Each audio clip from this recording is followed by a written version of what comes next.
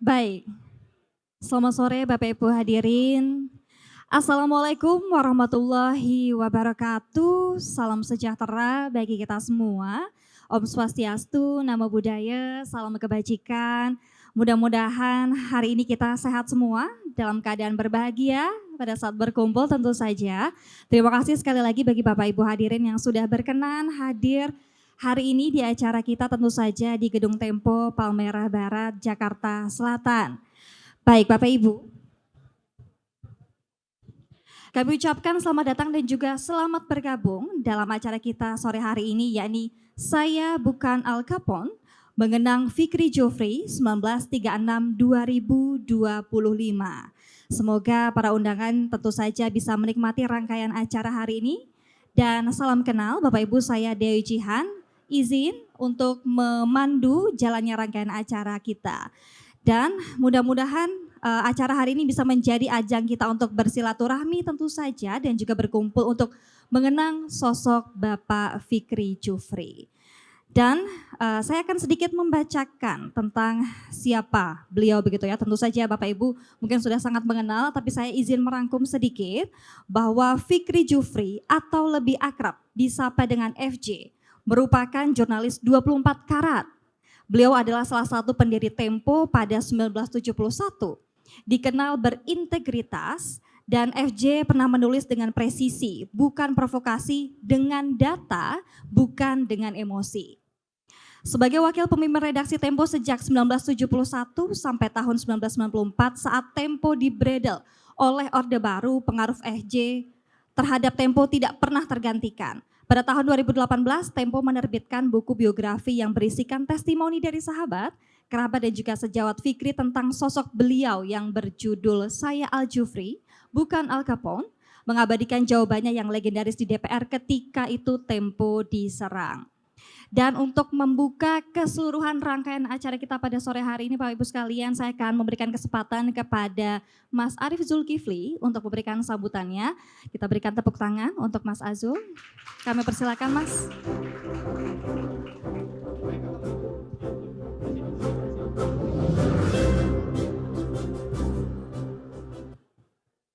Selamat sore, Assalamualaikum warahmatullahi wabarakatuh. Mengenang Fikri Jufri adalah mengenang sosok yang sempurna. Saya tahu kata ini bukan kata yang terlalu pas untuk mempredikati seseorang, tapi terus terang dari tadi saya mikir apa pengganti kata sempurna saya nggak ketemu. FJ adalah wartawan yang baik, penulis yang witty, dia bukan Gunawan Muhammad yang menulis catatan pinggir, tapi laporan-laporan jurnalistik Fikri Jufri hingga sekarang menjadi rujukan buat kami wartawan-wartawan muda. Fikri adalah Pak FJ adalah seorang reporter yang sangat bagus. Dia adalah orang yang menghargai profesinya. Dia selalu menempatkan wartawan Tempo sejelek apapun di lapangan, pakai jeans bolong pun, duduk di tengah resepsi-resepsi terhormat. FJ adalah orang yang menguasai manajemen, orang yang bersama Mas Gun dan para senior membesarkan Tempo. Sebagai penulis, saya pernah mendapat satu cerita. Konon waktu itu Tempo menulis tentang kenaikan harga BBM. Jauh sebelum saya masuk Tempo pada tahun 98. FJ menulis laporan utama dan dia berhenti menulis pada saat dia kehilangan ide untuk mencari judul. Lalu dia berkeliling dengan mobilnya, berhenti di satu pom bensin dan melongokkan kepalanya dari balik setir bertanya, BBM naik? Kepada penjaga pom bensin. Iya be, naik sekepeng, ujar orang itu. Dia balik lagi ke kantor dan menemukan judulnya adalah BBM naik sekepeng. Sebuah cara yang barangkali buat kita, Bang Setri, Pemret, Bang Bagja, Wapemret harus menjadi pelajaran.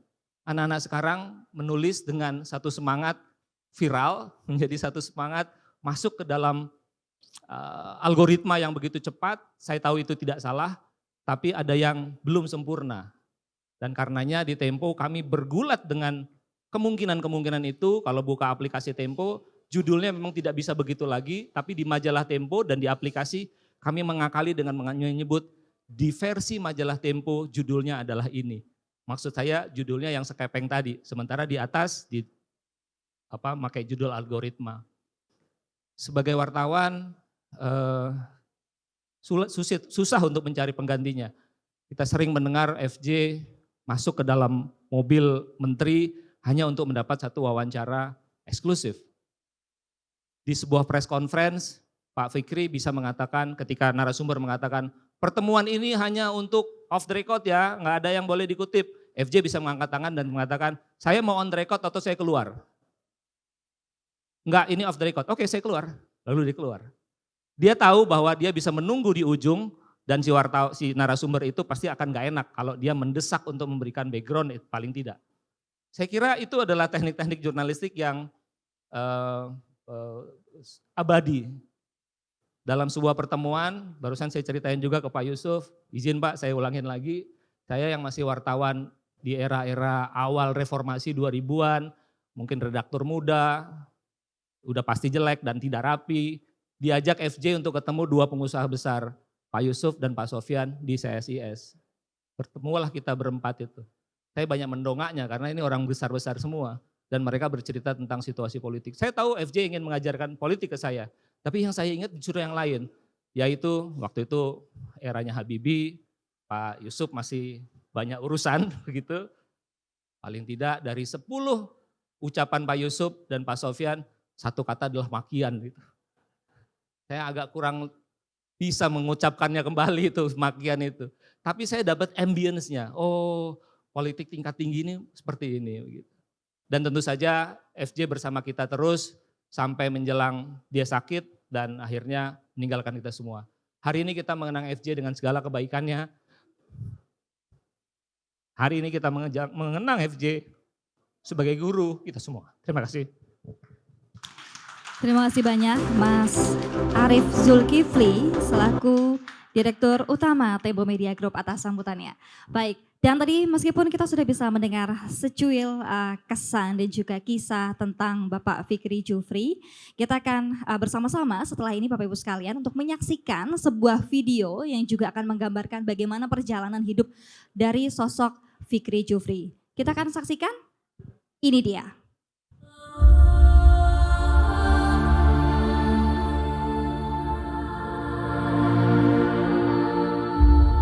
Fikri Jufri lahir pada 25 Maret 1936.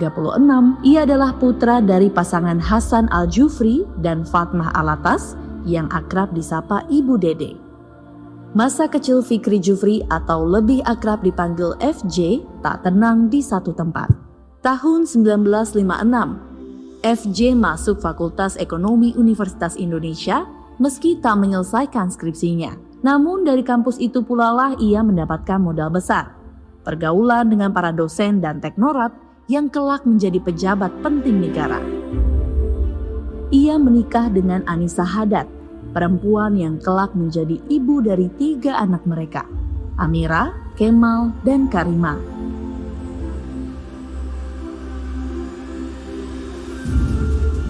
Kehilangan Anissa di usia muda membuat FJ menjalani peran ganda sebagai jurnalis sekaligus ayah yang hangat dan setia. Ia juga tidak pernah menikah lagi dan di tengah kesibukannya, ia tak pernah berhenti mencurahkan kasih sayang dan memberi perhatian pada ketiga anaknya hingga mereka beranjak dewasa.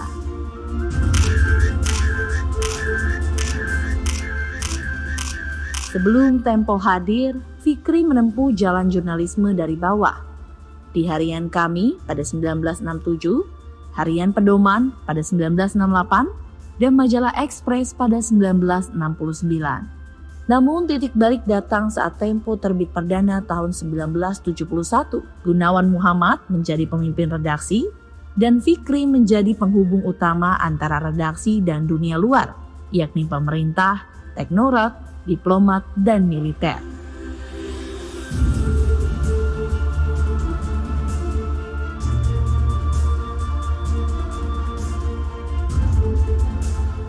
Salah satu liputan termasyhur adalah skandal utang Pertamina pada 1976.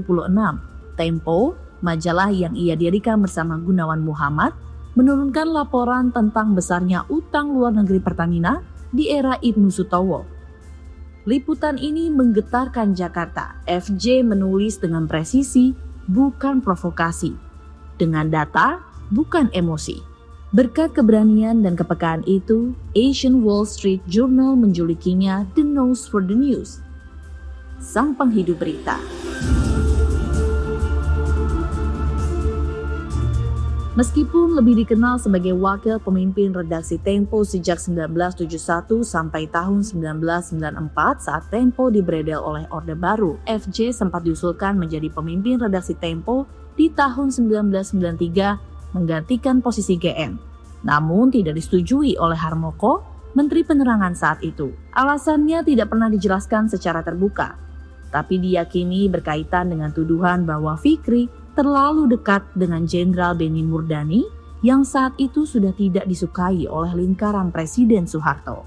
Selain di Tempo, FJ juga mendirikan dan memimpin majalah gaya hidup Pria Matra, serta menjabat sebagai direktur di PT Graffiti Pers dan PT Bina Media Tenggara, penerbit The Jakarta Post. Atas dedikasinya di dunia pers, ia menerima penghargaan pengabdian seumur hidup di Hari Pers Nasional tahun 2018. Pada tahun 2018, Tempo menerbitkan buku biografi yang berisikan testimoni dari sahabat, kerabat, dan sejawat Fikri tentang sosok beliau yang berjudul Saya Al-Jufri, Bukan Al Capone, mengabadikan jawabannya yang legendaris di DPR ketika Tempo diserang. Dan pada 6 Maret 2025, tepat di hari ulang tahun ke-54 Tempo, Fikri Jufri berpulang. Seolah semesta tahu, ia pergi di hari paling simbolik dalam hidupnya. Di hari ketika majalah yang ia dirikan lahir dan bertahan, ia memilih untuk pamit, tenang, setelah memastikan bahwa nilai-nilai yang ia jaga telah tumbuh menjadi warisan. Selamat jalan, jurnalis 24 karat. Warisan keberanian dan integritasmu akan terus hidup dalam sejarah jurnalisme Indonesia.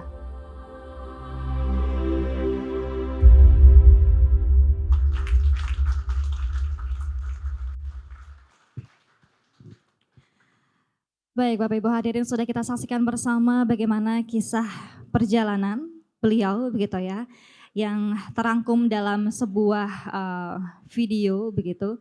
Tentu saja masih banyak sekali kenangan, kesan-kesan dan juga hal-hal baik dan juga manis tentang beliau. Setelah ini saya akan berikan kesempatan satu persatu kepada Bapak Ibu hadirin para undangan untuk juga turut menyampaikan kira-kira apa saja kesan dan juga kenangan-kenangan manis yang rasanya layak menjadi inspirasi bagi kita semua. Siapapun, tidak hanya yang hadir di sini, barangkali juga kepada Sobat Tempo yang hadir atau bergabung begitu ya, menonton di YouTube Tempo.co juga bisa mendengar hal-hal baik tentang sosok dari Fikri Jufri. Baik, dan saya akan memberikan kesempatan yang pertama kepada Bang Kemal Jufri untuk bercerita begitu ya kira-kira dan berbagi kepada kita semua tentang sosok beliau. Kami akan undang pemohon maaf untuk naik ke atas panggung, barangkali bisa dilihat untuk kita semua. Bisa berdiri di tengah.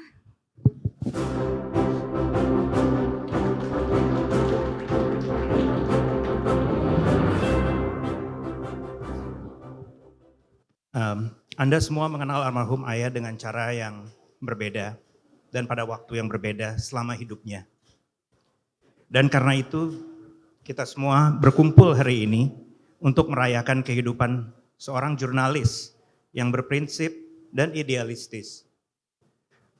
Seorang pria yang penuh kasih sayang dan kedermawanan yang selalu berdiri untuk kebenaran dan keadilan dalam semua aspek kehidupannya. Kami, anak-anak dan keluarga bangga menyebutmu sebagai ayah kami. Sama seperti halnya ayah telah menjadi teman, mentor, kolega, dan keluarga bagi banyak orang. Ayah dikenal luas sebagai pribadi yang hangat, yang humoris, rendah hati, sederhana, dan peduli terhadap sesama.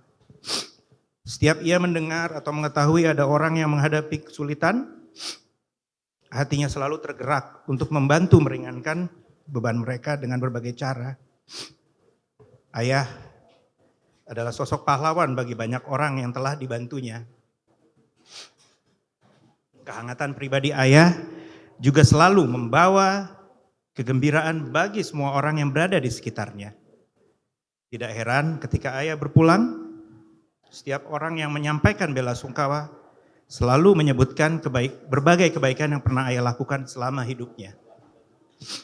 Di kalangan pers nasional dan internasional, ayah dikenal sebagai jurnalis yang memiliki integritas dan komitmen terhadap prinsip-prinsip jurnalistik yang baik. Bagi ayah, tugas jurnalistik adalah tanggung jawab yang diembannya dengan sungguh-sungguh untuk menyampaikan fakta demi kepentingan masyarakat luas, bukan sebagai corong kepentingan penguasa atau pihak tertentu. Ia selalu menjunjung tinggi nilai-nilai jurnalistik yang independen dan objektif. Keahliannya dalam menggali informasi dan menyajikannya dengan akurat, berimbang, dan enak dibaca, menjadikannya panutan bagi banyak wartawan muda.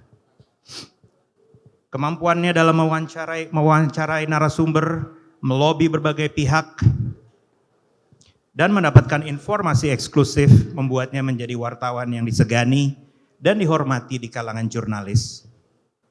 Banyak wartawan senior saat ini mengakui bahwa mereka terinspirasi oleh sosok ayah. Sebagai orang tua, ayah membesarkan kami dengan penuh kasih sayang sejak kecil hingga dewasa, memberikan kami contoh yang baik dan membimbing kami dalam menghadapi berbagai tantangan hidup. Setelah ibu kami tercinta almarhumah Anissa meninggal dunia pada tahun 88, ayah harus mengasuh dan mendidik kami sebagai orang tua tunggal di tengah kesibukannya sebagai wartawan senior dan pemimpin media besar dengan tanggung jawab yang juga sangat besar. Banyak kenangan indah yang kami lalui bersama ayah selama hidupnya, dan kami sangat berterima kasih atas segala pengorbanan dan kasih sayang yang ayah telah berikan. Ayah juga tidak pernah menikah lagi dan tak pernah berhenti memberikan kasih sayang dan perhatian dalam setiap langkah perjalanan hidup kami hingga akhir hayatnya. Beberapa tahun terakhir sebelum berpulang, ayah berjuang menghadapi penyakit degeneratif progresif yang perlahan-lahan namun pasti melumpuhkan tubuh dan pikirannya. Tidak mudah bagi seorang pria yang terbiasa mandiri untuk menjadi tidak berdaya dan tergantung pada orang lain. 5 tahun terakhir telah menjadi lebih menyiksa karena meskipun ia masih sadar dan bisa sedikit bergerak serta mendengar mereka yang berada di sekitarnya, ia hampir tak pernah lagi membuka matanya dan kehilangan kemampuannya untuk berbicara. Kami hidup dalam momen-momen singkat ketika ingatannya memungkinkan dia untuk membuka matanya, mengucapkan 1 atau 2 kata, dan berhasil tersenyum sebagai pengakuan atas kehadiran kita yang semakin jarang terjadi seiring waktu dan menjelang akhir hayatnya. Setiap kali kita merasa tidak bisa menahan lagi penderitaannya, yang membuat kami terus berjalan adalah mengetahui bahwa penderitaan yang kami rasakan hanya sebagian kecil dan tidak ada bandingannya dengan penderitaan yang ia rasakan dan alami setiap hari dari tahun ke tahun. Kini ayah telah pergi mendahului kita semua, dan kami hanya bisa berharap dan berdoa bahwa ia sekarang berada di tempat yang lebih baik. Tak ada lagi rasa sakit dan penderitaan. Dan bagi kami yang ditinggalkan akan terus menjunjung tinggi nilai-nilai yang ayah tanamkan dalam diri kami tentang menjalani kehidupan yang bermakna. Adalah sebuah kehormatan bagi saya dan istri Dina yang telah mendapat kesempatan untuk merawat ayah dan menghabiskan 6 tahun terakhir di sampingnya, melihat ayah melalui tahun-tahun senja kehidupannya. Terima kasih atas sebuah kebaikan yang telah ayah berikan, kasih sayang yang ayah curahkan, bimbingan yang menerangi setiap langkah kami, serta teladan yang tidak akan pernah kami lupakan. Kendati rasa duka masih menyelimuti, kami percaya bahwa jejak Ayah akan terus hidup dalam setiap langkah kami. Dalam kenangan, Ayah akan tetap hadir menginspirasi kami dalam segala hal yang kami lakukan. Dan kami akan terus berusaha untuk melanjutkan warisan kebaikan dan kepedulian yang Ayah tinggalkan. Ayah, you will always be in our hearts. Atas nama keluarga, saya juga ingin mengucapkan terima kasih kepada semua yang telah hadir dan berbagi kenangan tentang ayah kami. Insya Allah ayah telah beristirahat dalam kedamaian yang abadi bersama almarhum ibu, Jidah, Njit, dan para sahabat yang telah mendahului ayah. Assalamualaikum warahmatullahi wabarakatuh. Terima kasih.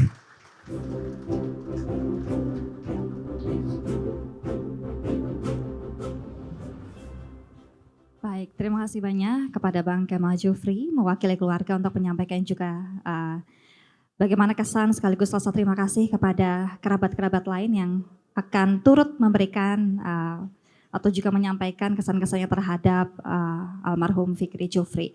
Baik, dan untuk kesempatan selanjutnya saya akan memberikan kepada Mas BHM, Mas Bambang Harimurti, untuk juga turut menyampaikan barangkali ada kenangan-kenangan manis dengan beliau seperti apa, silakan Mas BHM.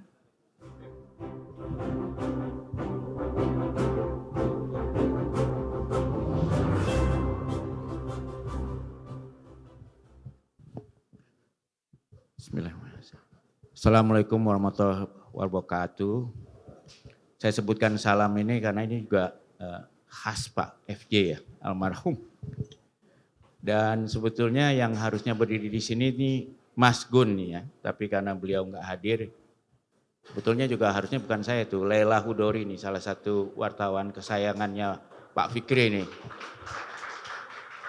Dan saya kira berkat ilmu turunan Pak Fikri saya baru dengar kabar bahagia buku Laila Hudori yang berjudul Lautan Bercerita sudah mencapai cetak ulang 97 kali.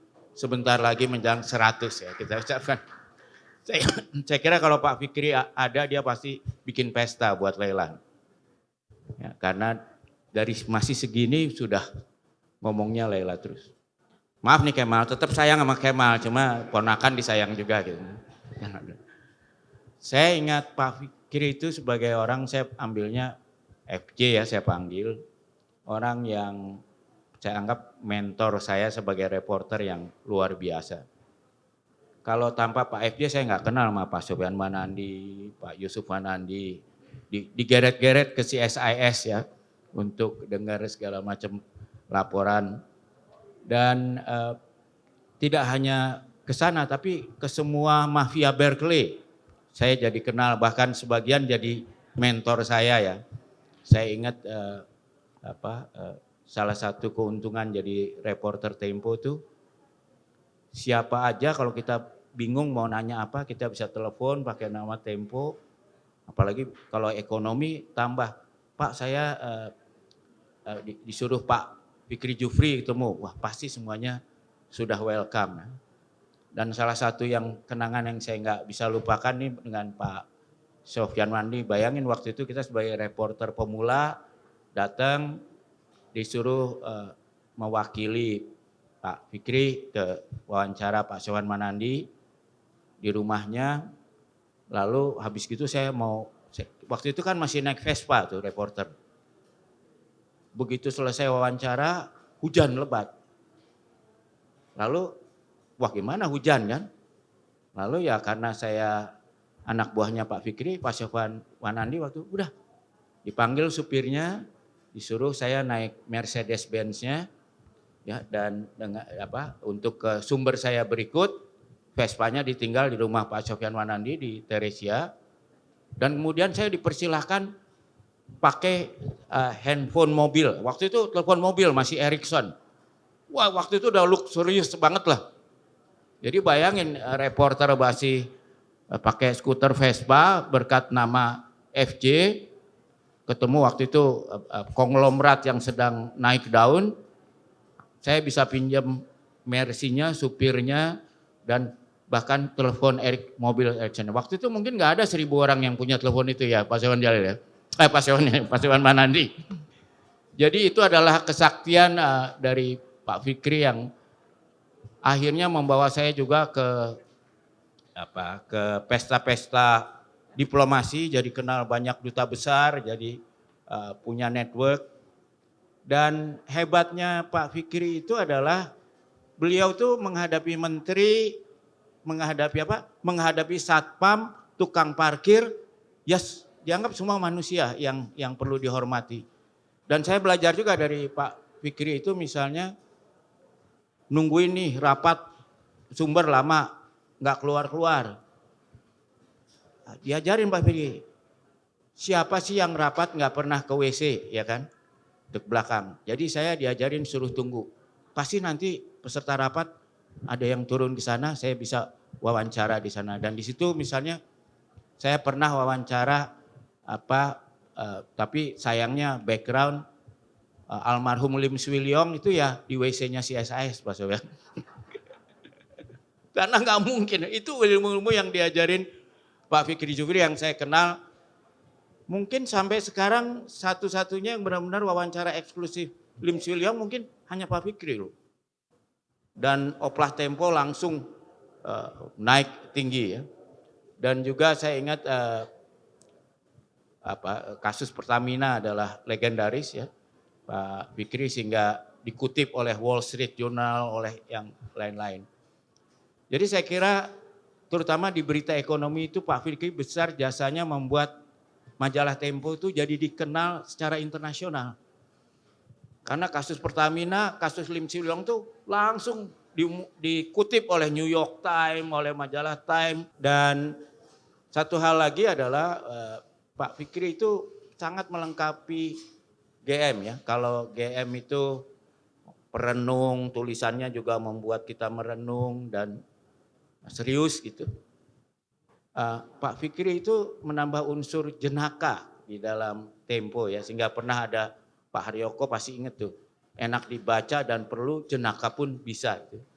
Dan yang luar biasa saya belajar dari Pak Fikri adalah beliau itu mengajarkan kami bagaimana menulis berita ekonomi bisnis yang penuh dengan angka-angka, tapi seperti novel. Beliau akan marah kalau dia bilang tulisan kita tuh pembacanya keningnya berkerut, itu udah salah. Ya, tapi membaca berita ekonomi yang ditulis Pak Fikri Jufri itu seperti membaca novel yang mencerdaskan. Dan saya kira salah satu guru beliau waktu itu saya ingat Pak Arsyad, saya ingat guru besar, orang yang punya kemampuan baca neraca seperti baca novel. Kita cuma lihat angka-angka, dia bisa membuat itu menjadi sesuatu yang bercerita ya. Dan mungkin ini juga yang menyebabkan Ella Kudori membuat judul bukunya Laut yang Bercerita. Karena Pak Fikri bisa membuat angka-angka yang buat orang tidak mudeng menjadi suatu cerita. Dan menjadi satu narasi. Dan saya sulit saya kira kalau saya dibiarkan tanpa dibatasi waktunya terlalu banyak cerita yang saya ceritakan sini yang umumnya saya kira saya menjadi wartawan itu terutama di sisi reporting itu guru utama saya ya Pak Fikri Jufri.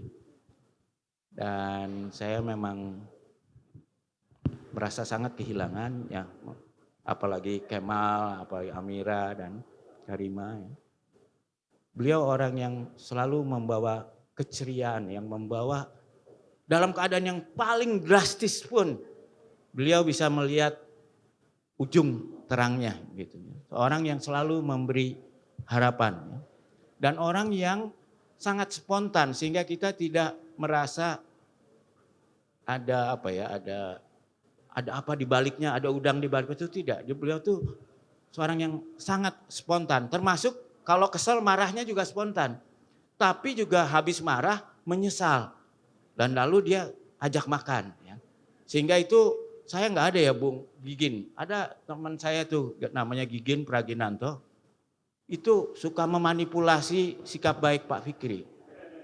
Jadi dia sengaja bikin Pak Fikri marah, Karena dia habis marah dia tahu dia diajak minum nanti. Ya, dan itu buat dia kenikmatan ya. Saya nggak ada, kalau ada itu banyak kisah-kisah itu. Dan satu hal lagi yang saya nggak bisa lupa dari Pak Fikri adalah setiap lebaran kalau ada di Jakarta mesti ke rumahnya. Iya kan? Dan ada duta besar dan apa-apa. Dan ada satu hal di situ adalah suasana lebaran yang betul-betul sangat akrab dan bersifat internasional, multikultural ya. Pokoknya kalau sekarang ada yang disebut diversity, equality dan inclusivity, Pak Fikri sudah mendahului itu semua. Dan sayangnya ternyata beliau juga pergi mendahului kita. Kita doakan semoga beliau mendapatkan tempat yang terbaik dan saya yakin Allah pun senang ada Pak Fikri karena membuat suasana jenaka di surga sana. Terima kasih. Wassalamualaikum warahmatullahi wabarakatuh. Baik.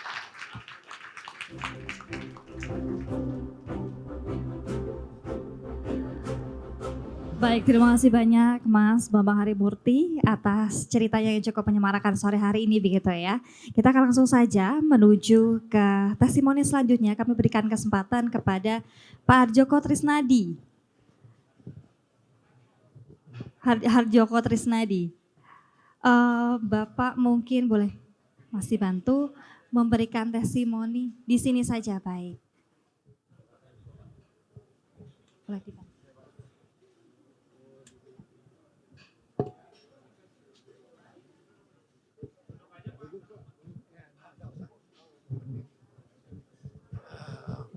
Selamat sore teman-teman semuanya. Saya sebagai salah seorang sahabat Pak Fikri Jufri sejak berdirinya Tempo, ya banyak kenangan saya dengan Pak Fikri. Ya.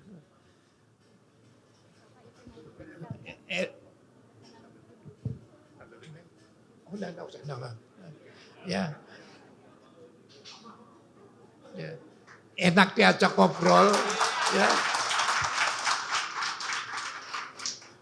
Memang suaranya kadang-kadang meledak-meledak ya Pak Fikri, tapi enggak apa-apalah.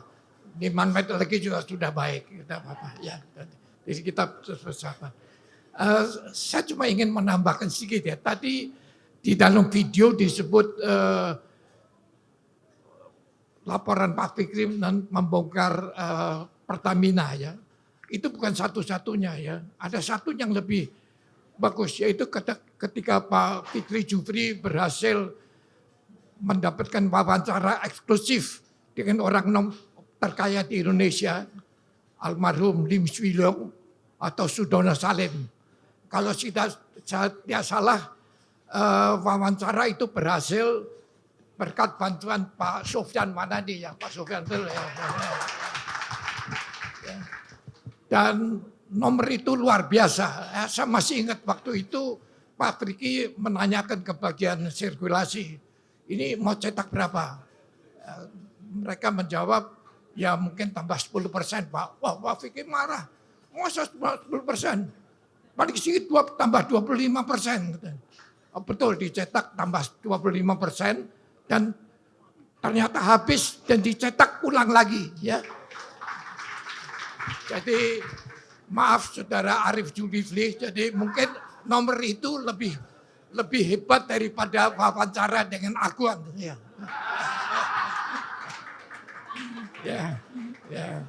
Ya, saya itu sekedar itu sajalah, cukup saya pikir ya. Terima kasih. Terima kasih kembali Bapak.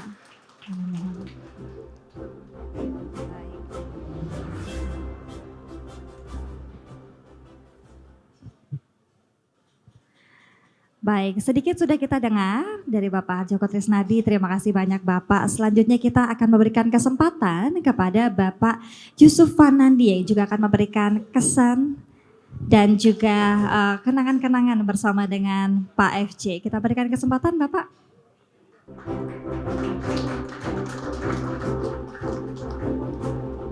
Ya.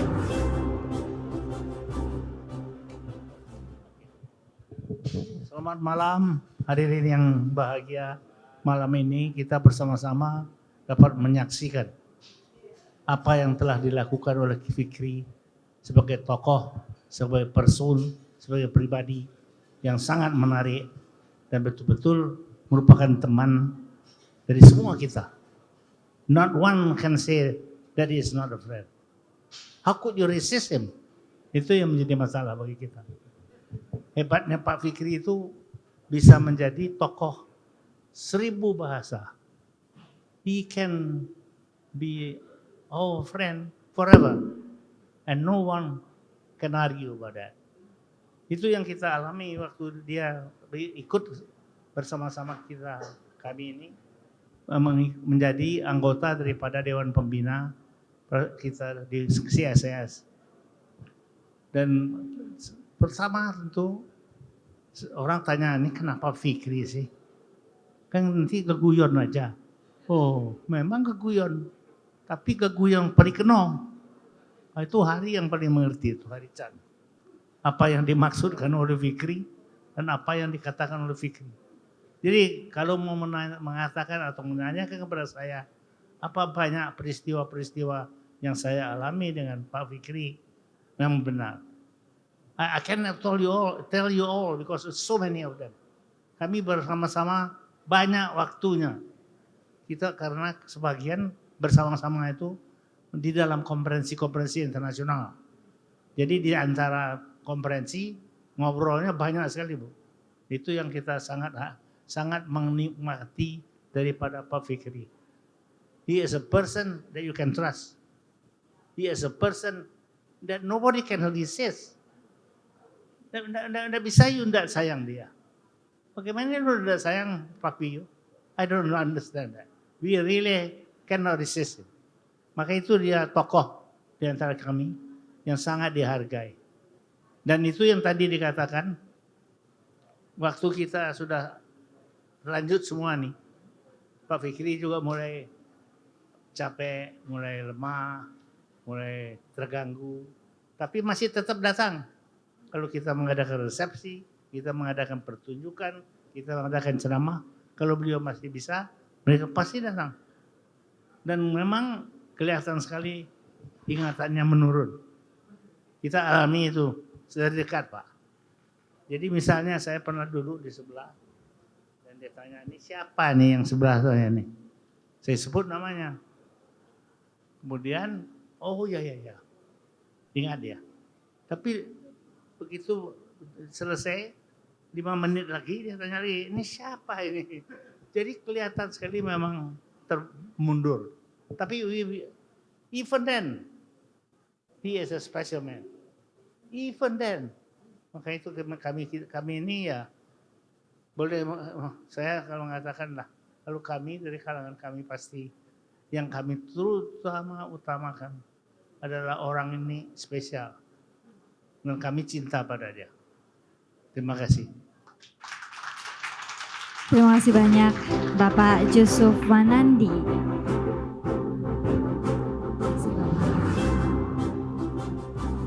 Baik, dan untuk kesempatan selanjutnya kita akan memberikan kepada Bapak Abdullah Alamudi yang juga akan berbagi cerita dengan kita semua.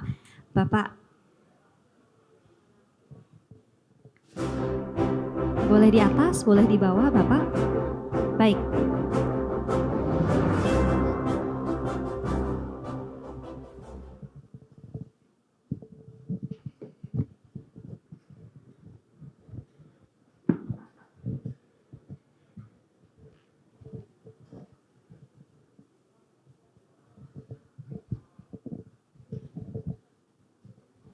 Assalamualaikum warahmatullahi wabarakatuh.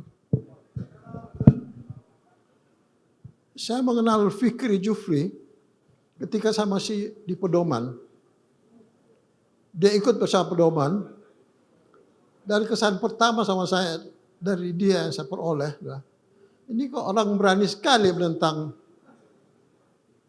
Rosihan Anwar.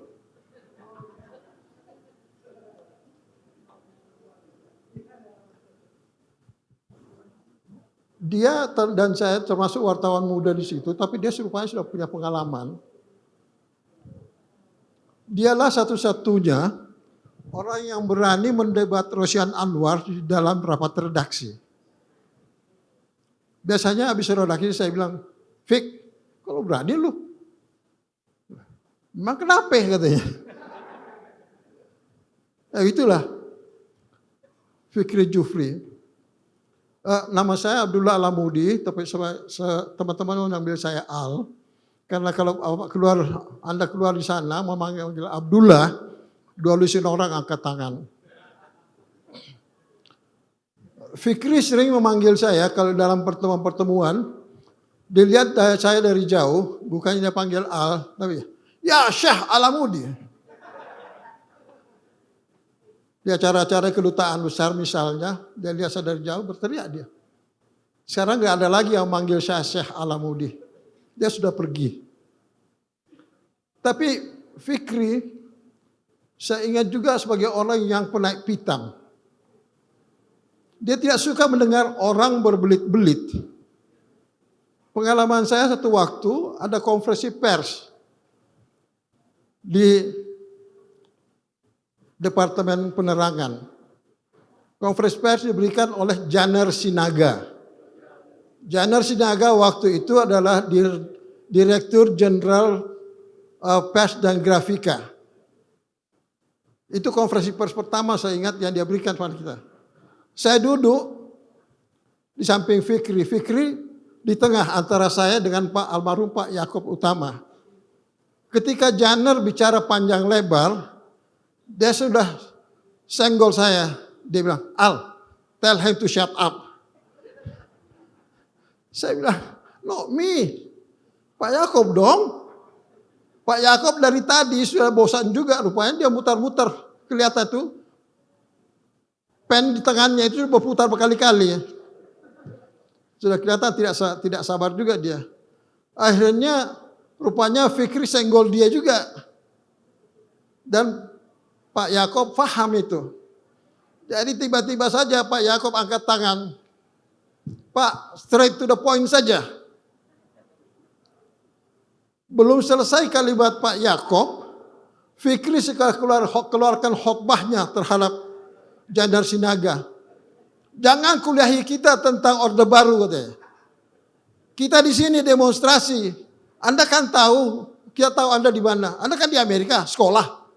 Janer terpukau situ atau gimana tiba-tiba tidak lanjutkan ceritanya. Itulah saya bilang Fikri penaik pitam juga dia. Tapi dia adalah seorang teman yang bagaimanapun juga dia selalu mengingat kita, mengingat teman-teman yang lama. Banyak di antara teman-teman tadi Anda sudah dengarkan juga bagaimana Fikri membawakan dirinya dalam pertemanan. Saya walaupun sudah di pedoman, dia sudah di Tempo, dia tinggalkan pedoman untuk mendirikan Express, majalah Express, kemudian mendirikan Tempo bersama teman-teman yang lain. Tapi kami selalu tetap berteman, tidak bersaing, karena memang bukan bersaing, dia majalah, saya di harian. Dan pertemanan itu terus berlangsung, terutama yang saya rasakan kehangatannya. Itulah Fikri yang saya ingat. Fik, God bless man. Enjoy your life over there. Saya kira Fikri sekarang tertawa, bersenyum melihat kita di sini, menceritakan tentang dirinya. Itulah Fikri. Terima kasih. Assalamualaikum warahmatullahi wabarakatuh. Waalaikumsalam warahmatullahi wabarakatuh.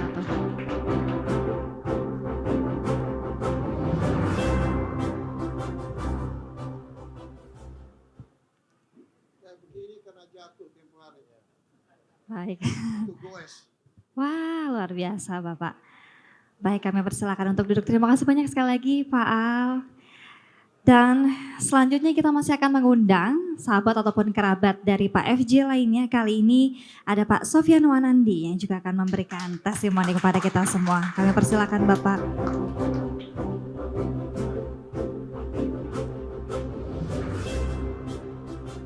terima kasih, selamat sore kepada teman-teman semuanya, terutama dari Tempo tentunya, dan terutama keluarga. Karena saya betul-betul merasakan bahwa Fikri itu adalah saudara saya dalam segala bidang.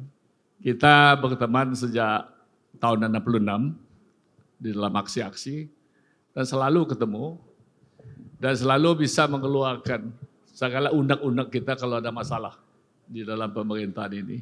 Sampai sudah tua. Ya, jadi keluarga saya sama keluarga Fikri ini dekat sekali. Sampai nyonyanya dan anak-anaknya. Sama nyonya saya bukan main dekatnya. Tiap-tiap kali kalau saya mau minta terakhir, 5 tahun sebelumnya mau ketemu Pak Fikri, selalu dilarang sama anaknya, jangan ketemu papinya, nanti ketemu Om Sofyan lebih sedih daripada Om Sofyan membuat senang dia. Karena kita tuh selalu di dalam macam-macam bidang, terlalu paling senang mengeluarkan unek-unek kita. Dan Fikri itu selalu datang ke tempat saya, paling sedikit mengkali 1-2 kali 1 bulan. Karena kita nggak wine berdua. Dia tahu persis di rumah saya itu ada banyak wine. Dan selalu pada saat itu, kalau sudah malam, tidak ada kerjaan, dia datang. Sambil ngobrol kita itu selalu, dia bilang langsung, dia tahu di mana tempat wine-nya dan langsung buka sendiri. Langsung saya join aja, kadang-kadang tidak ada saya, dia minum sendiri. Ya toh. Setelah itu kadang-kadang dia ngantuk sendiri, dia tidur sendiri, langsung aja. Nanti supir saya bawa pulang dia untuk tidur. Dan itu terjadi dan kita memang mengeluarkan undang-undang kita. Segala macam. Jadi itu betul-betul apa yang dikatakan Yusuf, saya punya saudara ini memang. Biasanya kita tidak boleh 2 wanandi ngomong di satu tempat gitu. Tapi betul-betul saya merasakan kebersamaan kita ya dengan Fikri. Memang beliau itu yang memujuk saya untuk bisa interview Om Lim. Om Lim Swee Leong itu ketakutan waktu saya bilang, Tempo mau interview Om. Dia bilang, Sofyan cari penyakit saya nanti berkelahi sama semua orang nanti. Jangan. Nanti sampai-sampai dia minta supaya tidak mau itu. Dia bilang, nanti Pak Harto marah sama dia. Gitu. Tetapi setelah saya pujuk bahwa ini penting untuk kebersamaan, untuk bagaimana kita pengusaha ini juga berhasil juga ikut membangun bangsa ini bersama-sama. Akhirnya Om Lim dipujuk dan mau. Setelah interview juga dia bangga sekali lihat foto dia di majalah halaman di Tempo, di cover story Tempo dia. Om Limnya bangga sekali. Wah Sofyan, hebat ya. Ngomongnya saya mesti temanin terus. Tapi itu betul-betul yang betul-betul Fikri. Dan juga dengan luar negeri dan segala macam. Ngomongnya enak aja. Dan tidak ada menurut saya ulang tahun, dia ulang tahun saya kalau kita selalu sama-sama. Pesta keluarga, semua. Jadi saya merasa betul-betul I lost him.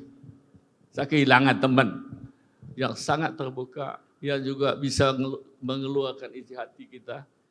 Karena stress factor kita juga banyak pada saat itu mengenai masalah bangsa ini. Tapi kita bisa selesaikan itu ribut, marah-marah. Tadi dikatakan dengan segala ucapan bahasa Padang kita itu kan. Kalau ada sesuatu, tapi kita ingin semua bangsa ini tentu lebih baik semuanya. Dan itu saya pikir yang diinginkan dan kita punya kebersamaan dengan Pak Fikri itu. Dan saya betul-betul I miss him. Ya. Kita walaupun dia lebih tua dari saya 2 tahun mungkin. Tapi saya merasakan betul teman saya yang saya kehilangan sejak dia sakit. Ya tahu bagaimana saya juga tiap-tiap sakit itu selalu kadang nyonya kita bawa wine, bawa minum di rumah dia gitu. Tapi dilarang, yang paling larang yang ibu. Yang ada paling tua ini. Jadi Bapak sekalian, jangan bilang Tempo. Kita teman-teman, ya 66 dan selalu saat berita-berita Tempo mengenai ekonomi, kalau ada hal-hal yang Pak Fikri nggak safe gitu pada saat beliau wakil pemimpin, selalu ngomong sama saya, backgroundnya ini betul dengan ini Sofyan, karena dia tahu saya di dalam lebih banyak tahu mungkin, apalagi mengenai pengusaha, ya masalah prasetyanya, masalah ini dan masalah itu. Jadi banyak sekali kita tukar pikiran dan beliau tahu yang mana yang boleh, yang mana tidak boleh gitu. Tapi I think he has done so good for this country, for Tempo, and juga for friends seperti kita, and we miss him. Sampai sekarang, kita masih doa dan masih bermimpi saya mengenai Fikri sebagai teman yang selalu membawa kegembiraan buat kita semuanya. Terima kasih semuanya atas undangan ini. Sekembali Bapak, kami persilakan kembali ke tempat duduk. Baik, dan tentu saja masih ada kerabat atau sahabat-sahabat yang juga ingin menyampaikan karangan-karangan manis bersama dengan Pak FJ. Kali ini kami berikan kesempatan kepada Pak Hari Chan Silalahi, teman-teman. Boleh dibantu. Ya.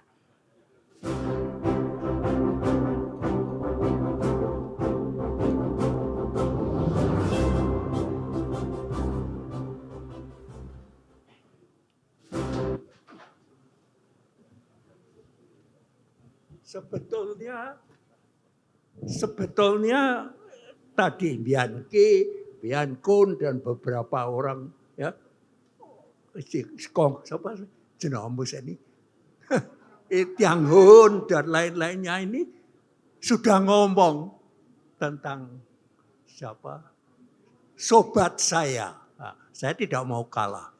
Sobat pribadi saya karena saya lebih tua. Semua bisa dilecei sama si Jeffrey. Siapa? Fikri. Tapi kalau saya tidak, saya lebih tua. Oleh karena itu, it is in my heart. Why? Karena dia itu bukan, saya tidak percaya dia Al Capone. Bukan. Dia ada pemersatu bangsa Indonesia. I would say so. Tadi Bian Kun diminta ketemu sama Lim Siu Liu. Perlu. Karena waktu itu tekan. Kalau siapa ini? Mas Al Capone ini dia ketemu Lim Siu Liu. Supaya Al Capone membaku lebih baik daripada Al Capone. Dia bukan Al Capone. Begitu juga dalam pemersatuan. Saya ketua politik di DPR. Itu ada pertarungan antara siapa Mas? Siapa? Jangan. Pak siapa ini ya? Revolusioner Bung Karno-nya. Ya, sama yang satu orang siapa ini? PSI ya. Itu dia di antara dua. Saya harus mengawinkan. Indonesia terdiri yang itu dan ini. Dan ini harus satu menjadi Indonesia Raya. Dan Fikri dengan guyonnya, ya apa itu namanya kalau orang Jawa, ya supaya kena, itu selalu kena karena bisa. Benny yang marah kalau tentaranya dinyek sama Fikri bisa memaafkan. He is look, dia lucu ya. Hati bangsa Indonesia memberi toleransi orang yang keras seperti Benny Murdani, sobat baik dari Fikri. Ya. Kita semua Fikri. So, menurut saya di atas itu semua yang diuntungkan oleh Fikri, saya yang paling diuntungkan. Bangsa Indonesia yang paling diuntungkan. Dia adalah orang yang ingin semua suku bangsa, suku aliran, yang Belandis, yang Chinese, ya itu kan di sana musuhan dulu ya. Fikri nganggap ini, kok sedulurku semuanya. Terakhir, ini untuk memberikan gambaran betapa approach rohani itu penting. Lebih besar dari Bung Karno yang teriak-teriak. Fikri approach sebagai orang keturunan Arab. Dia mengatasi itu semua. Ya, menghapuskan paham ketaranan keturunan Cina. Itu Fikri yang bisa. Bukan siapa-siapa. Ya takut. Itu yang diterima saudara saya semua. Bian Kun yang naik sepeda, mobil, kapal terbang juga teman saya. Ini Fikri Watan. Begitu juga di dalam Tempo ada teman saya yang kemudian jadi sana. Tidak saya sebut satu persatu. Jadi jagoan sini ya Pak. Yang lain. Tapi itu semua akhirnya didamaikan. Intinya didamaikan. Tidak siapa yang menang, tapi siapa yang bisa bekerja sama. Itu Fikri. Itu perasaan saya.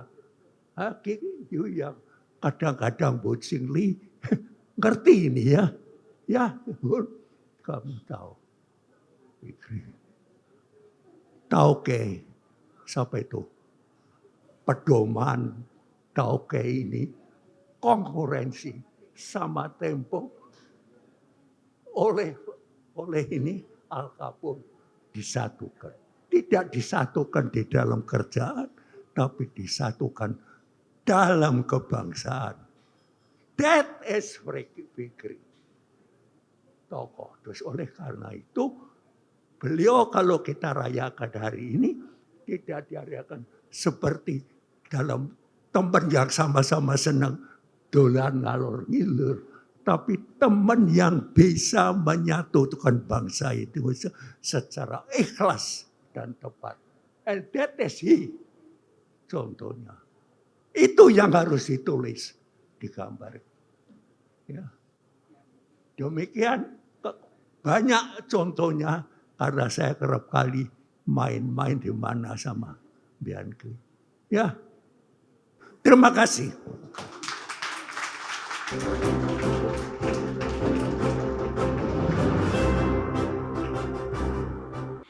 Kita masih akan mendengarkan beberapa cerita dan juga testimoni dari kerabat dan juga keluarga maupun sahabat-sahabat dari Pak FJ. Kali ini kesempatan selanjutnya saya berikan kepada Ibu Sandra Hamid yang juga sahabat dari Bapak FJ. Kita berikan kesempatan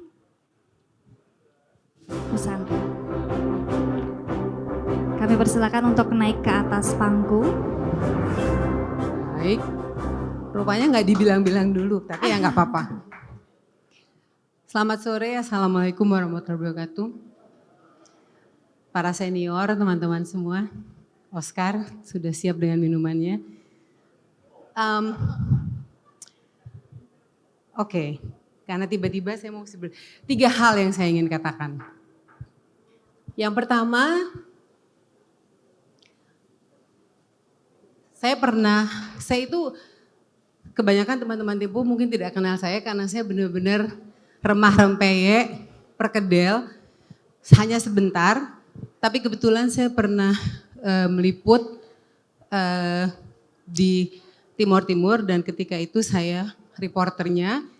Yang menulis adalah almarhum Thorik Hadad.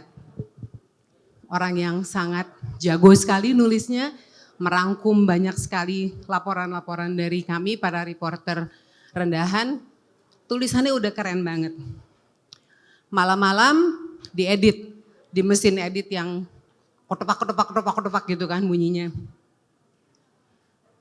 Fikri minta, karena itu pepet sekali, Fikri minta saya duduk di sebelahnya dan setiap dia harus mengubah apa yang Mas Thorik tulis, dia double check sama saya apakah itu masih akurat sesuai dengan report saya. Dan ketika FJ mengubah sesuatu itu, Thorik sebagaimana kita ketahui adalah penulis yang keren banget kan ya. Tapi FJ bisa membuat tulisannya Thorik itu selain keren, mengalir lucu, tapi jenaka dan enak banget dibacanya. Dan saya melihat sendiri kata per kata yang diubah. Dan buat saya itu adalah pengalaman yang saya nggak akan pernah lupa. Bagaimana mengubah satu atau dua kata itu betul-betul bisa mengubah bagaimana kalimat tersebut dirasa di hati. Dan itu saya rasa kejagoan FJ yang luar biasa dan saya akan selalu ingat. Kedua yang saya ingin ceritakan, FJ itu sebagai wartawan nggak pernah belagak miskin. FJ mobilnya apa dulu? Mas Gun kan naik Kijang ya. FJ mobilnya BMW, bukan? Yang biru itu. Dan oke-oke aja gitu loh. Punya uang tuh nggak apa-apa. Dan keren kalau menurut saya waktu itu. Jadi nggak harus kelihatan kayak susah banget gitu. Dia apa? BMW walaupun second hand, yang penting keren kan gitu kan. Jadi buat saya itu sesuatu yang saya ingat dari FJ bahwa dia tidak pernah merasa susah. Dan pada satu ketika kalau lebaran tadi seperti dikatakan kan kita lebaran ke rumahnya FJ. Sebelum ke rumah FJ saya biasanya ke rumah Mas Gun dulu lalu ke rumah FJ. FJ tanya, San lo ke rumah GM dulu tadi? Iya. Ke rumah Gunawan? Iya. Hati-hati ya kalau duduk di sana itu ada kursi yang pakunya tuh muncul, celana gue robek loh duduk di sana San. Gue gak ngerti kenapa tuh kursi gak diganti. Jadi itu benar-benar menggambarkan banget Gunawan yang kursinya ada paku yang gak dibenerin, FJ yang naik BMW walaupun second gitu ya. Itu yang saya ingat. Dan yang ketiga yang saya ingat yang terakhir adalah bagaimana FJ mencintai ibunya. Buat saya itu akan saya selalu kenang bagaimana FJ lagi ngomong tiba-tiba ada sesuatu yang harus dia jawab. Nah, ibunya dia berhenti. Dan saya ingat kutipannya dia bercerita ketika IGGI dibubarin FJ bilang sama saya, IGGI dibubarin San. Terus panggil ibu apa? Mami bilang, aduh apa kata Tamrin IGGI dibubarin. Apa hubungannya IGGI sama Tamrin? Tapi karena dia Betawi asli, apapun juga, when other people say what would Jesus say, buat Fikri what would Tamrin say. Dan itu yang dia bilang ketika IGGI dibubarin. Jadi 3 hal itu yang akan selalu saya bawa setiap saya mengenang FJ. Saya masih datang beberapa kali ketika FJ sudah sakit dan saya akan selalu ingat matanya yang berbinar ketika mendengar lagu Mambo Caca. Terima kasih. Terima kasih banyak Mbak Sandra Hamid sudah berkenan bercerita kepada kita semua ya. Betapa seru dan menyenangkan bisa berinteraksi dengan Pak FJ tentu saja. Dan kita masih ada satu lagi yang akan juga berbagi cerita dengan kita semua. Pak Hasan Wirayuda nih juga selamat yang akan memberikan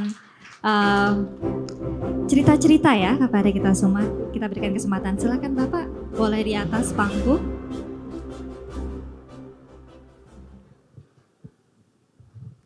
Yang saya hormati para senior saya, keluarga besar Tempo serta keluarga Pak Fikri. Assalamualaikum warahmatullahi wabarakatuh. Selamat sore dan salam sejahtera untuk kita semua. Interaksi saya dengan Pak Fikri tidak seintens apa yang disampaikan Pak Yusuf tadi dan kawan-kawan segenerasinya. Saya sedikit generasi di bawah Pak Jufri. Walaupun begitu saya juga ada kesempatan berinteraksi dengan beliau lebih lama ketika saya menjadi Menteri Luar Negeri dan belakangan ketika kami sama-sama menjadi anggota Dewan Pembina dari CSIS. Ada satu dialog, satu episode yang saya bisa ceritakan di sini ketika saya berkesempatan hadir bersama juga dengan beliau di satu resepsi Duta Besar Inggris di Jalan Teguh Umar. Saya dikeroyok bertiga, Pak Fikri, Ibu Dewi Pertuna Anwar, dan satu lagi dari saya tapi saya lupa. Pertanyaannya sangat tajam. Pak Hasan, kenapa pemerintah tidak memberikan referendum untuk Timur Timur?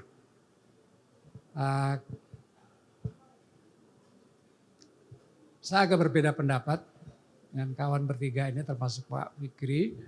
Karena waktu itu saya baru diminta oleh Pak Alatas menulis policy papers tentang opsi-opsi penyelesaian masalah tim-tim. Ada 5 opsi yang saya kaji, termasuk pro and cons-nya dari masing-masing itu. Kita hitung memang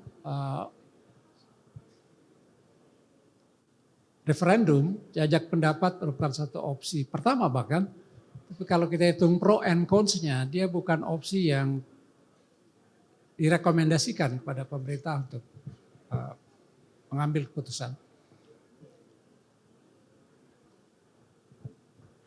Saya tidak tahu intuisi apa yang Pak Fikri sampai pada usul untuk pemerintah mempertimbangkan referendum atau jajak pendapat.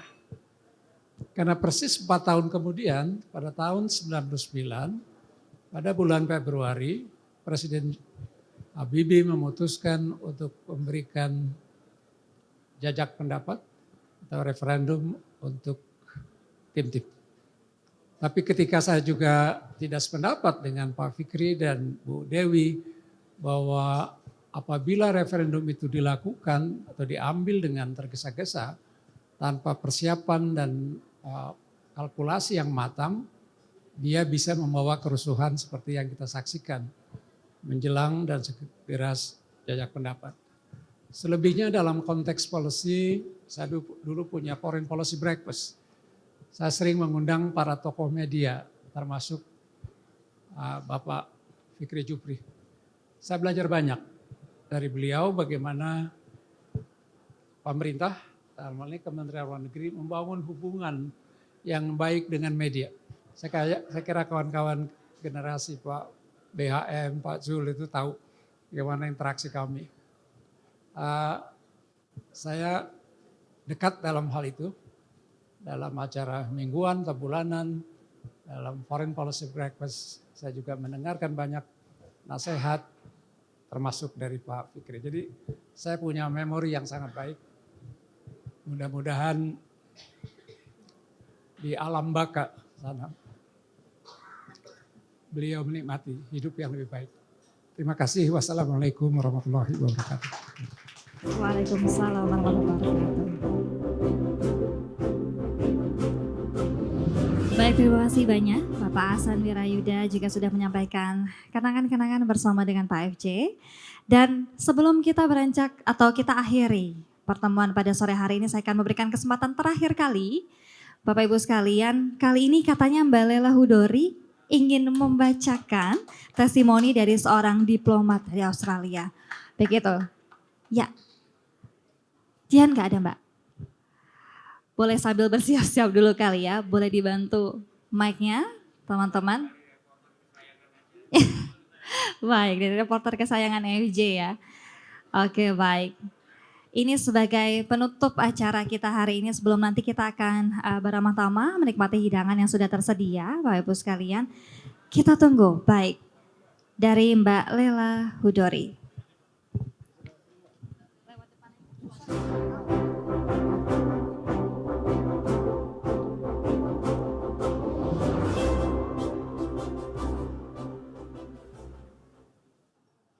Di mana? Di sini aja.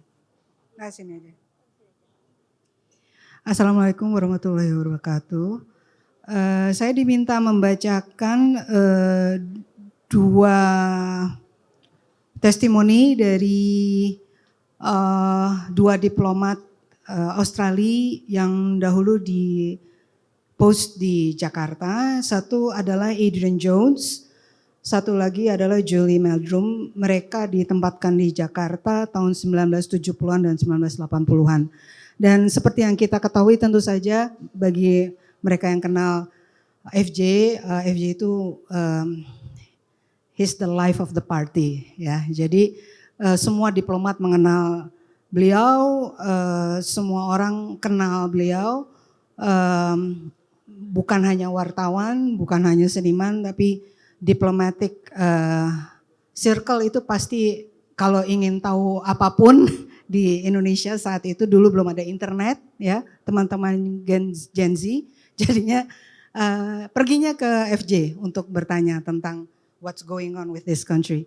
So ini yang mereka kirim ke saya, ada juga yang mengirim Michael Vathiokiotis melalui video ya, Jajang ya, mungkin nanti akan dipasang. Ini yang dari Adrian Jones, dia kalau nggak salah bagian politiknya Australian Embassy di saat itu. Dia mengatakan, this is my testimony for Fikri Jufri, my friend. Yes, Fikri Jufri, you're not Al Capone, but you're so father, uncle, brother, mentor, and friend, and so much the consummate newsman and interpreter of history and landscape, especially Indonesia's. To me and to so many my colleagues in the Australian Embassy Information Section, you're also held in the highest regard by Jakarta-based Australian media correspondent. Dan ini dari Julie Meldrum, juga dari diplomat yang ditempatkan di tahun 1980-an dan di masa-masa dia bilang waktu itu pemerintah Orde Baru sedang kuat-kuatnya. Fikri was a very good friend to Australia for a very long time. Through his professional journalism and management of Tempo, he provided unjaundiced and fair editorial views of regional and national politics, even in the rockiest moments of Indonesia-Australia relationship. Pasti pada ingat ya, kita pernah rada-rada masam hubungannya dengan Australia. Saya kira, saya lupa ya saat itu apa problemnya. Indonesia has lost a man of principle and talent, and Australia has lost a close ally. I will be there today in the spirit. Vel Fikri and Adrian Jones. Oke, terima kasih.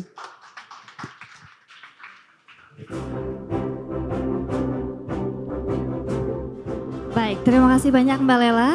Oke, dan masih ada satu lagi ya sebelum kita mengakhiri acara hari ini. Kali ini mungkin Bang Kemal juga bisa menyampaikan kalau ternyata Pak FJ ini tidak hanya jago sebagai reporter atau wartawan atau jurnalis, tapi juga punya kemampuan yang luar biasa dalam hal fotografi, bukan begitu? Bang Kemal juga Mbak.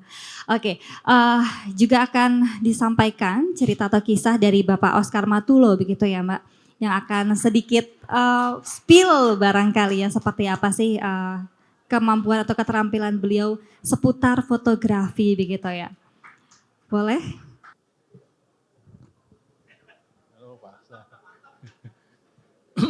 Selamat sore. Wah ini lagi ditembak nih. Saya ngomong sedikit aja ya. Jadi pertama saya kenal, kalau angkatan saya menyebut Pak Fikri itu sebagai Om. Jadi Om FJ gitu ya. Perkenalan pertama ketika saya masih jadi rookie, jadi wartawan muda gitu waktu itu. Jadi beliau waktu itu masih ngurusin salah satu anak majalahnya Tempo, namanya Matra. Nah, ada ulang tahun kalau nggak salah di Hotel Sahid gitu. Saya sebagai wartawan muda ditugasin.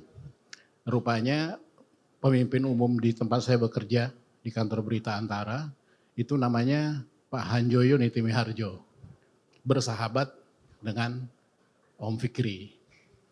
Saya datang, jadi namanya udah saya inget banget gitu ya sebagai tokoh pers lah. Sementara saya sendiri sebagai mahasiswa pelajar waktu itu sudah membaca majalah Tempo sejak terbit. Jadi mengoleksi lah.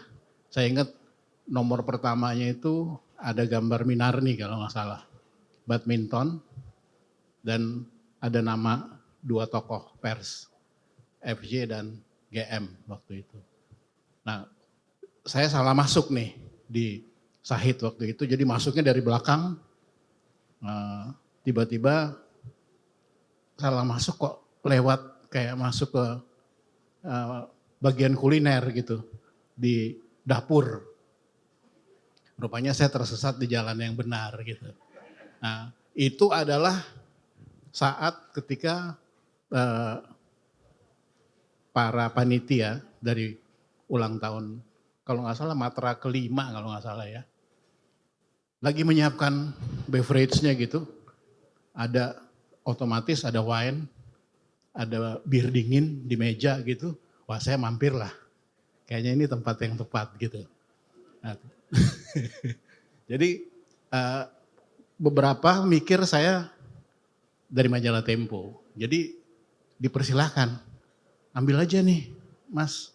Ya saya otomatis mendapat durian runtuh menikmati itu, nggak taunya di pojok ada seseorang yang lagi duduk. Rupanya Om Fikri di situ, udah duluan nyolong start. Jadi, nah saya kebetulan belum kenal secara langsung, tapi saya otomatis mengenal tokoh yang satu ini. Beberapa kebetulan saya juga dengan teman-teman Tempo yang masih muda waktu itu, ada Sandra Hamid, ada Liston Siregar waktu itu. Jadi pernah 1-2 kali saya mampir ke kantor Tempo yang di Kuningan. Jadi ketemulah petantang-petentengnya FJ di kantor gitu ya. Wow, ya bener sebenarnya kayak Al Capone sih. Ya udah, saya minum gitu terus saya kaget. Terus Om Fikri, kamu fotograf ya? Jadi kalau nyebut fotografer, fotograf.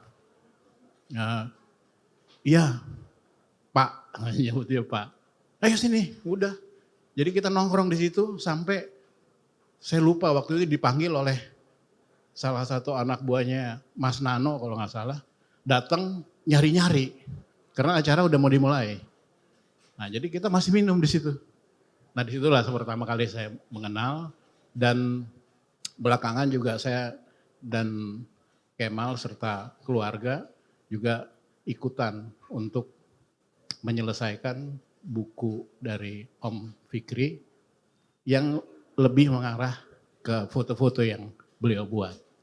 Kalau saya lihat foto-fotonya emang selalu bawa nenteng kamera gitu. Ya pada waktu itu kalau jadi wartawan seolah-olah harus bawa kamera. Jadi saya pikir lensa yang dibuatnya, foto-foto yang dibuat melalui lensa kameranya adalah foto-foto yang berharga buat zaman seterusnya.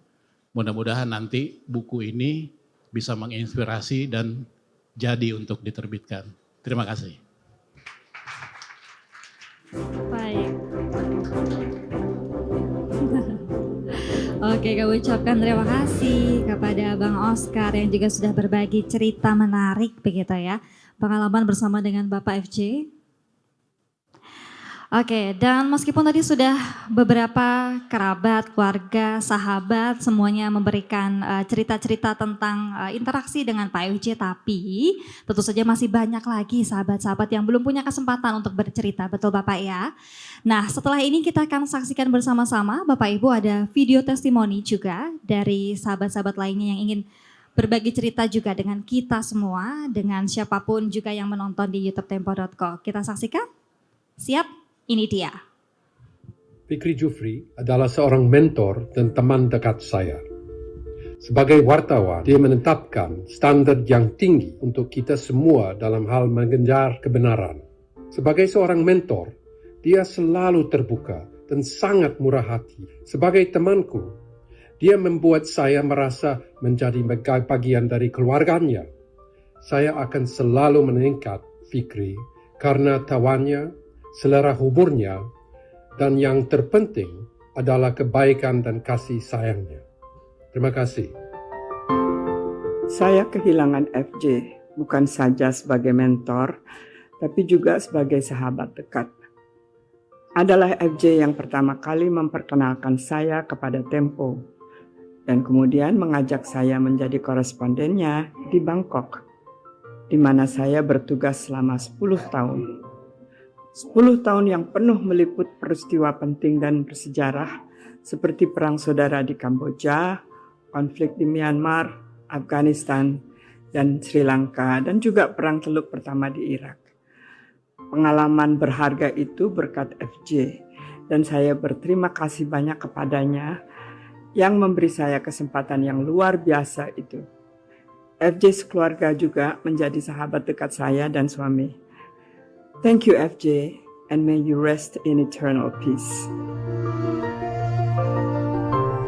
Saya mengumpul banyak kenangan dari perjalanan bersama almarhum Bapak Fikri Jufri, perjalanan ke luar negeri maupun perjalanan di dalam negeri. Saya mengenal Pak Fikri sebagai tokoh keragaman, tokoh plural. Saya mengenal Pak Fikri sebagai tokoh yang selalu mengedepankan true news, kabar yang benar dan bukan gosip. Indonesia dan Tempo beruntung pernah dihuni oleh Bapak Fikri Jufri. Semoga Tempo menemukan tokoh-tokoh baru yang memainkan peran sama seperti dimainkan oleh Bapak Fikri Jufri sepanjang hidupnya. Terima kasih. Ketika seorang sahabat terkasih menjadi kenangan, kenangan itu menjadi harta berharga. Fikri, terima kasih atas kebersamaan dan kesetia kawanan terhadap Tempo dan terhadap Pak Erik Samola.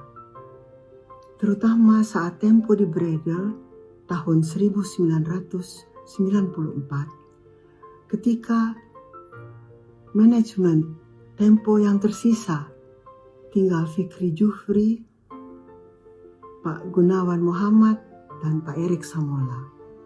Fikri beristirahat dalam kedamaian di sisi Allah yang Maha Esa. Sebagai sahabat, kebaikan hati tidak akan terlupakan. Terima kasih. Saya Jaya Subiakto, mengenang Fikri Jufri. Om Fikri menurut saya adalah salah satu jurnalis yang sangat piawai, yang sangat memegang kebebasan pers, kemudian juga selalu menulis bahkan mengulas segala sesuatu agar Indonesia mencapai demokrasi yang sesungguhnya. Om Fikri memang seorang jurnalis yang hebat, juga seorang humoris, dan dia juga lintas generasi, dia bisa berbicara dengan siapapun, dan itu terbukti integritasnya ketika Tempo sampai 2 kali dibredel oleh pemerintah Orde Baru pada tahun 1982 dan pada tahun 1994. Saya juga berteman dengan Kemal Jufri, putra Om Fikri, dan kita dulu sering pergi untuk nge-wine, untuk bicara tentang politik dan juga bagaimana ke depannya supaya Indonesia bisa jadi negara yang hebat dan maju. Selamat jalan Om Fikri, damai dan selalu dalam lindungannya. Fikri Jufri atau FJ, seseorang yang melengkapi negeri ini dengan keunikannya. Dia tahu apa yang sedang dipikirkan oleh rejim Orde Baru sebetulnya, tapi dia tidak mungkin mengucapkan semua hal. Dia tahu bagaimana jurnalisme itu harus mendayung di antara banyak karang, tetapi dia bisa orientasikan jurnalismenya itu sehingga Tempo yang diasuh lama oleh Fikri Jufri terus jadi acuan bagi demokrasi, acuan bagi kebebasan berpikir, acuan bagi nilai-nilai kemanusiaan sampai sekarang. Jadi Fikri ada di dalam satu sejarah jurnalisme kita yang menopang demokrasi dan menjadi penanda bahwa kekuatan pikiran itu tidak mungkin dibatalkan hanya oleh arogansi kekuasaan. Jadi bagian itu yang sering saya jadi teman diskusi saya tentang ide-ide semacam itu. Tentu di belakang itu Fikri Jufri tahu semua rahasia pejabat negara, terutama zaman Orde Baru itu, dan dia sering bocorkan kalau ada sedikit kelebihan alkohol di dalam percakapan kita, lalu dia mulai bocorkan tuh tentang ya semua nama yang sebetulnya sering disebut-sebut zaman Sydney Morning Herald menulis seri pemberitaan tentang Soeharto and his general, siapa namanya wartawan itu, David Jenkins. Tapi sekali lagi tentu lebih dari sekedar pengetahuan jurnalismenya, Fikri mengerti tentang persahabatan. Dia selalu ya dengan hangat mengundang kita, yang tentu saya dan Pak Fikri mungkin jarak generasinya 30 tahun mungkin. Dan itu memungkinkan kita bersahabat karena ada dasar percakapan, yaitu humor dan ngeledek orang. Tuh Fikri kalau ngeledek orang, ya itu habis-habisan. Tapi di dalam suasana yang terbatas. Juga sering undangan makan di tempatnya Pak Fikri, dan selalu Fikri bujuk saya. Itu ada makanan yang memang saya suka di situ. Apa namanya itu, semacam menunya itu ada kedondong dan ada salmon di situ, lalu ada portabella, ada jamur itu. Jadi enak dengan Fikri. Tentu kita bisa bicara politik, kita bisa bicara kenikmatan hidup dengan ada wine, ada percakapan intelektual, ada makanan yang enak tuh. Tapi saya mengenang Pak Fikri sebagai teman yang baik tuh. Kadang-kadang ya saya beberapa kali antar pulang beliau dalam keadaan sedikit teler itu. Dan teman-teman Pak Fikri juga adalah teman-teman diskusi saya. Ada Pak Sabam Sekjian waktu itu, Pak Dr. Syahrir, ada Pak Agus Parengkuan, ada semuanya udah almarhum. Masih ada satu teman yang juga sampai sekarang saya masih berteman, itu Pak Anton Sulaiman. Itu semacam geng, dan karena saya yang paling kecil di situ atau paling muda, maka ada semacam jarak, tetapi kemudian itu larut begitu aja tuh, karena isu tentang Indonesia itu mendahului jarak sosial, jarak akademis, bahkan jarak usia. Jadi sekali lagi saya mengenang Pak Fikri Jufri sebagai orang dengan pikiran bebas. Dia memiliki jenis liberal mind, dan artinya pikiran yang terbuka itu. Lalu Pak Fikri seorang humoris, selalu hangat dalam pembicaraan. Dan yang paling penting adalah semua hal yang pernah dibela oleh Pak Fikri Jufri itu diteruskan akhirnya oleh teman-teman di Tempo hari ini melalui bocor alus misalnya. Jadi itu sebetulnya sebut aja bahwa Pak Fikri telah membocorkan dari awal semua isu tentang rahasia negara, dan sekarang tradisi itu dilembagakan melalui forum yang namanya bocor alus. Jadi sekali lagi kita mengenang Pak Fikri Jufri di dalam keberanian dia dan dalam kehati-hatian dia. Saya kira itu wisdom dari seorang jurnalis kawakan. Salam teman Fikri Al-Jufri. Dia selalu menyebutkan itu. Oke, Pak Fikri beristirahatlah dengan tenang di sana, dan semua hal yang pernah lu bayangin kan, kita manggil lu gue aja sama Fikri itu karena dianggap itu semacam narasi yang demokratis, dan kita ada di sini untuk mengenang dan ya meneruskan semua hal yang menginginkan atau diinginkan oleh Fikri Jufri untuk diwujudkan di Indonesia, yaitu freedom and fairness, kira-kira begitu sinopsisnya tuh. Ya, kebebasan dan keadilan. Terima kasih sekali lagi telah membekali negeri ini dengan prinsip-prinsip jurnalisme yang masuk akal dan jurnalisme investigasi yang kadang-kadang harus menyelundupkan berbagai macam sensasi tanpa harus mengurangi menyelundupkan, artinya disimpan dulu sensasinya, karena substansi dari jurnalisme adalah meminta publik untuk mengerti bahwa ada sesuatu yang tidak beres. Dan itu prinsip jurnalisme. Bagi saya prinsip begitu. Bukan menerangkan yang sudah beres, tapi mengerti bahwa masih ada yang belum beres. Jadi jurnalisme tugasnya adalah menunjukkan mana yang belum beres. Dan persembunyian itu yang dikejar lewat investigasi, wawancara, atau narasi kritis dari para narasumber Tempo hari-hari ini. Sekali lagi, dirgahayu Tempo. Selamat beristirahat di alam baka. Kawan saya Fikri Jufri, kita kenang dia hari ini. Salam akal sehat.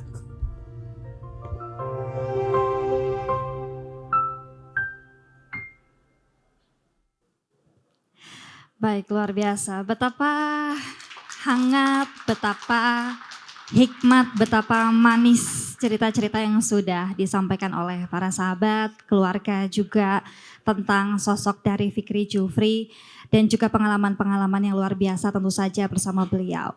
Dan mudah-mudahan hal-hal baik ini bisa menjadi inspirasi bagi siapapun, kapanpun, dimanapun, sebagaimana cerita dan hal-hal baik yang sudah beliau tinggalkan pun di Tempo masih terus hidup hingga sekarang. Dan dengan berakhirnya tadi sudah kita saksikan video testimoni dari kawan-kawan lainnya, berakhir pula rangkaian acara kita hari ini. Tentu saja semoga silaturahmi bisa terus terjaga dengan siapapun begitu ya, tidak hanya sore hari ini. Tentu saja sembari mengenang sosok Bapak Fikri Jufri yang akan selalu menjadi inspirasi bagi kita semua tentu saja. Baik, dan akhir kata saya Dewi Cihan beserta seluruh kru yang bertugas pada sore hari ini memohon maaf jika ada banyak kekurangan dan juga kesalahan. Kami pamit undur diri. Bagi Bapak Ibu hadirin sekalian, kami persilakan setelah ini untuk menikmati hidangan yang sudah tersedia ada di samping atau di sayap kiri panggung begitu ya. Dan terima kasih sekali lagi. Wassalamualaikum warahmatullahi wabarakatuh. Selamat sore.